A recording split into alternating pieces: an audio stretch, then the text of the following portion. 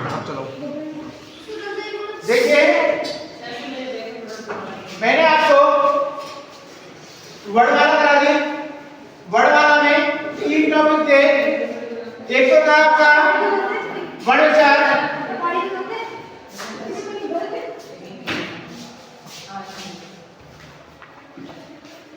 और वर्ण विचार में 3 टॉपिक है आपके में।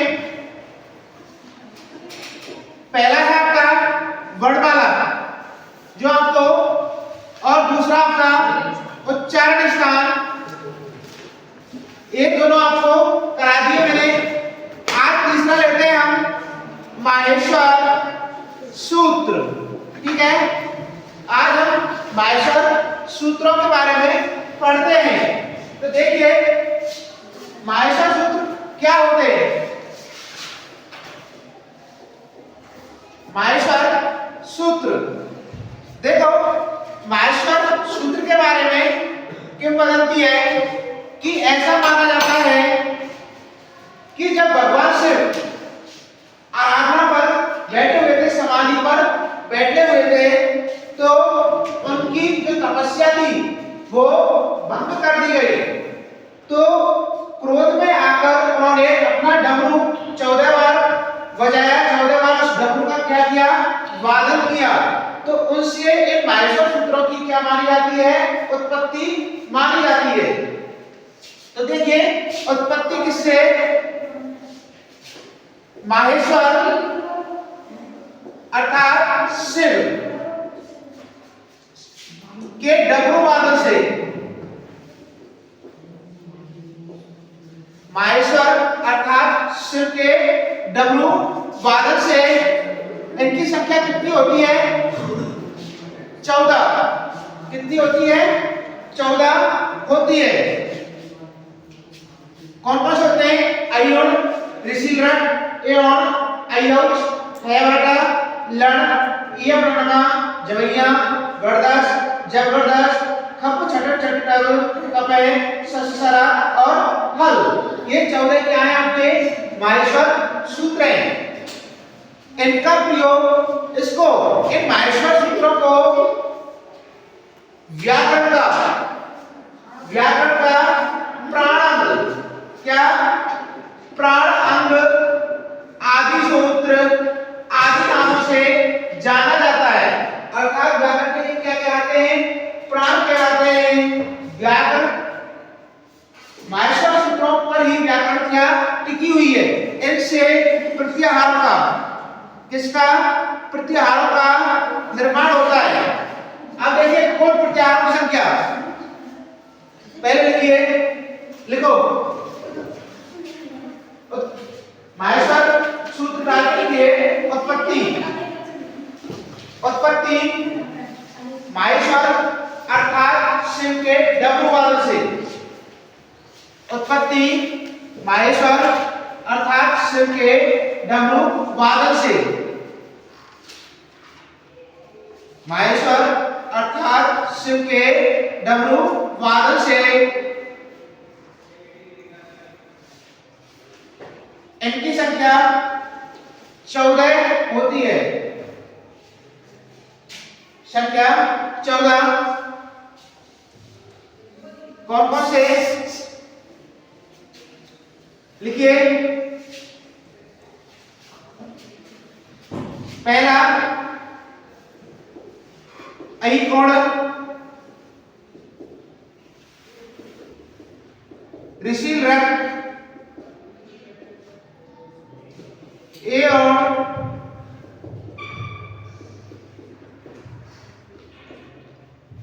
अयोन,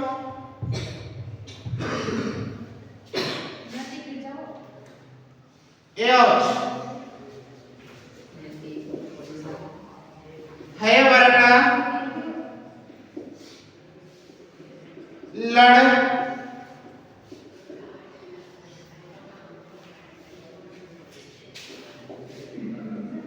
ये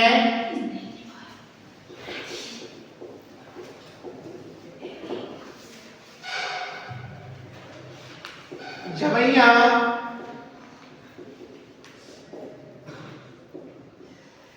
गणदास,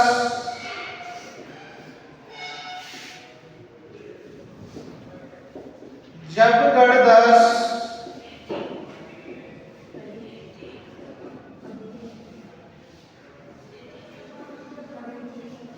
कफ छठ चट तब कप छट छट तब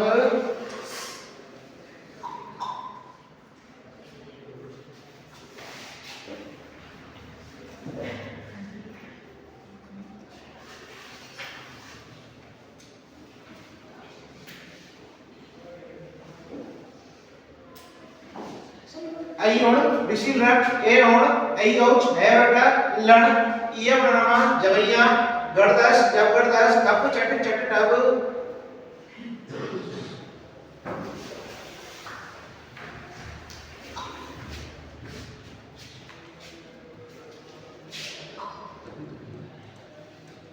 नौ 10 11 तपे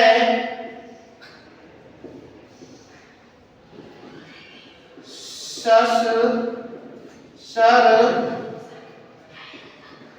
हल। ठीक है, ये यहाँ पे 14 क्या है माहेश्वर सूत्र है। आई और ऋषि रट ए और आई औच है बेटा लण ये बनवा जवैया गर्दश जब गर्दश खप छट छट तब कपे सस सरा और हल।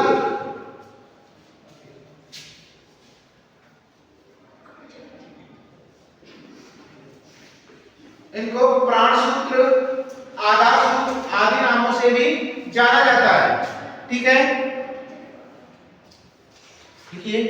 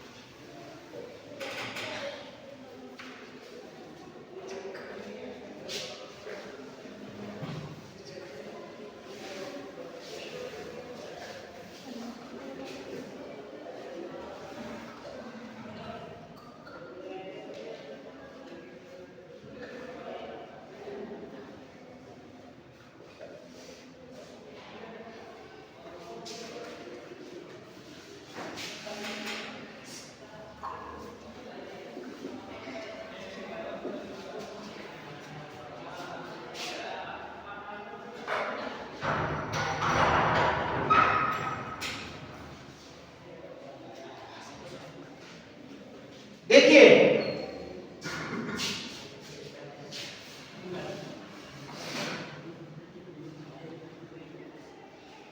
जो आपके अंतिम हलंत युक्त वर्ण है, अंतिम जो हलंत युक्त वर्ण है ये तो सिर्फ कौन से वर्ण कहलाते हैं इक्त संज्ञा। क्या कहलाते हैं हलंत युक्त पद आपके क्या कहलाते हैं इक्त संज्ञा। इक्त संज्ञा वर्ण कहलाते हैं। जो आपके अंतिम हलंत युक्त पद है वर्ण है वे इक्त संज्ञा वर्ण कहलाते हैं। इनका प्रयोग तो माहेश्वर सूत्रों माहेश्वर इन अंतिम वर्णों का प्रयोग तो क्या प्रत्याहार निर्माण में किया जाता है। अंतिम वर्णों का प्रयोग तो प्रत्याहार निर्माण में किया जाता है। कुल 14 माहेश्वर सूत्रों में 14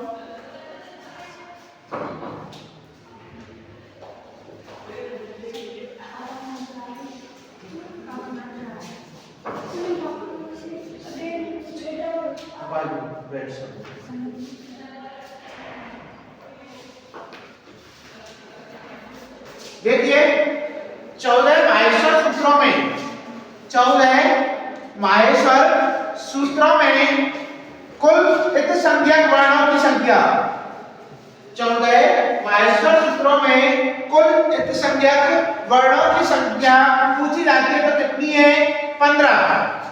15 है।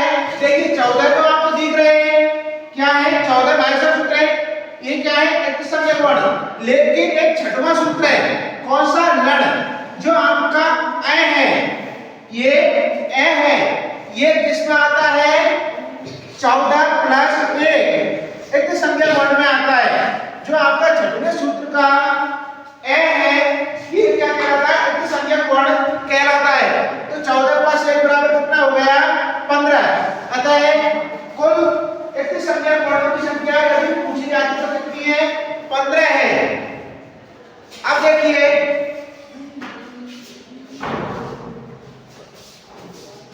प्रत्याहार। प्रत्याहार का अर्थ क्या होता है? संक्षिप्तीकरण।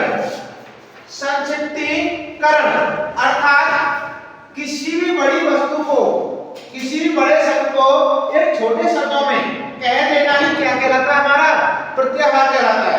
प्रत्याहार यदि पूछा जाता है प्रत्याहार क्या होता है, तो संक्षिप्तीकरण अर्थात प्रत्याहार का किसी बड़ी बात को एक छोटे से वर्ड शब्दों में, कुछ शब्दों में ही कह देना, छोटा रूप देना क्या कहलाता है?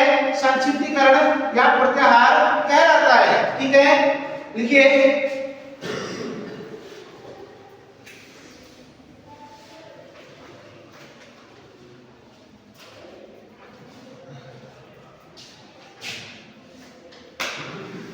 देखो प्रत्याहार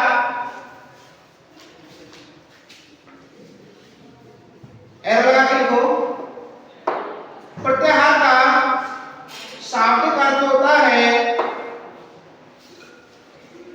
प्रत्याहार का शाब्दिक अर्थ होता है, प्रत्याहार का शाब्दिक अर्थ होता है संक्षिप्तीकरण।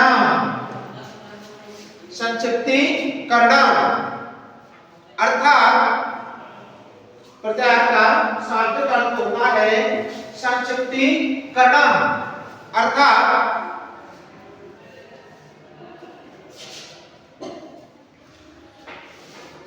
बड़े शब्दों को,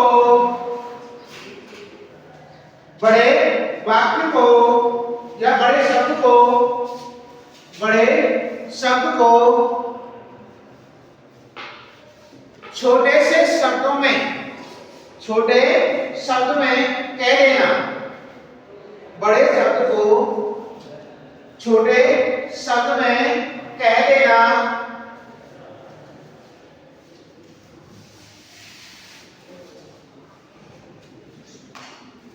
संक्षिप्तीकरण कहलाता है।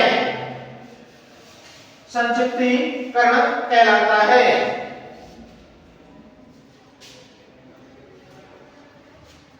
लिखो एरो लगा के अगली लाइन।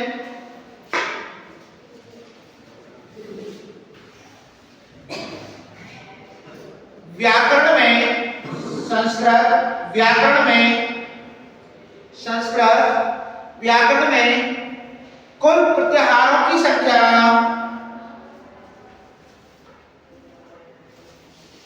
कुल प्रत्याहारों की संख्या 44 मानी गई है।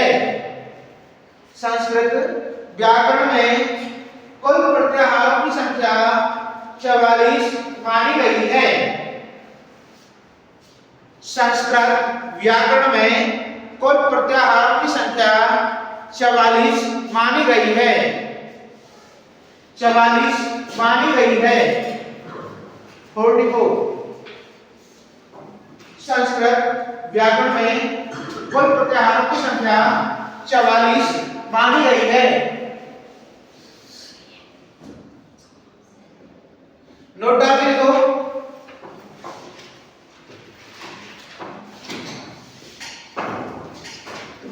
अष्टाध्यायी, अष्टाध्यायी, अष्टाध्यायी ग्रंथ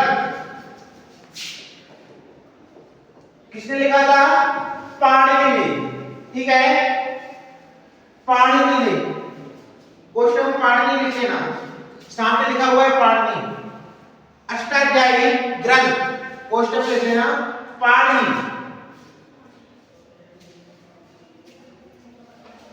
अष्टाध्यायी के अनुसार, अष्टाध्यायी के अनुसार, अष्टाध्यायी के अनुसार कुल प्रत्याहारों की संख्या, कुल प्रत्याहारों की संख्या, अष्टाध्यायी के अनुसार कुल प्रत्याहारों की संख्या 42 है।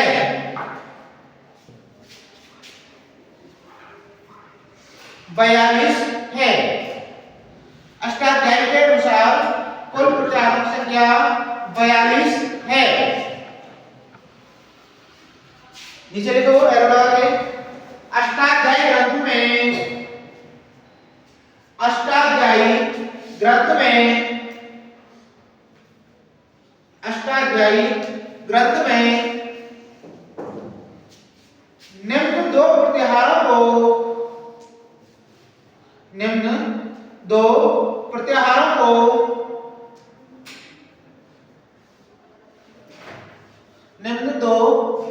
प्रत्याहारों को सम्मिलित नहीं किया गया है। निम्न दो प्रत्याहारों को सम्मिलित नहीं किया गया है।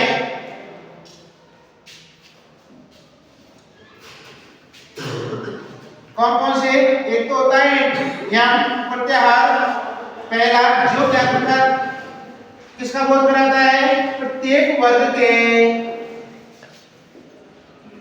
पंचम वर्ण का,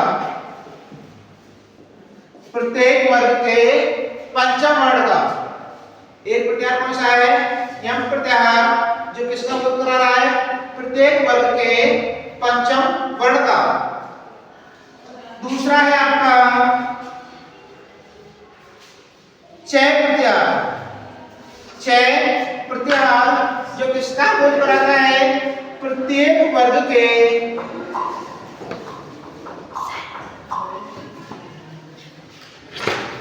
प्रथम वर्ण का। ठीक है, प्रत्येक वर्ग के प्रथम वर्ण का बोध कराता है। आगे लिखिए,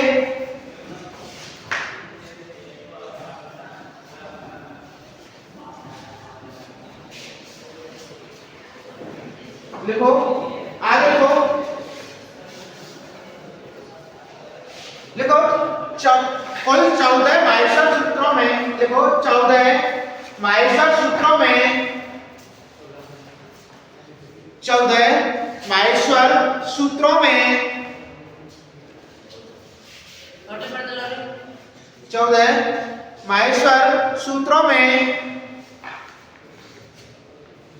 कुल कितने संज्ञाओं की वर्णित संख्या, कुल कितने संज्ञक वर्णों की संख्या, कुल कितने संज्ञक वर्णों की संख्या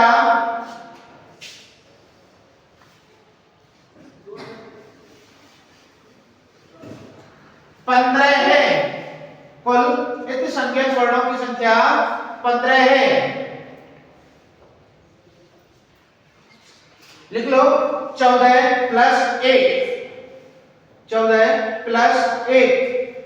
जो आपने 14 प्लस 1 लिखा हुआ है, 14 प्लस 1 लिखा हुआ है, उसके नीचे 1 के नीचे लिख लेना छठवें सूत्र में आपकी इत संज्ञा, इत संज्ञा। ठीक है, छठवें सूत्र में आपकी इत संज्ञा,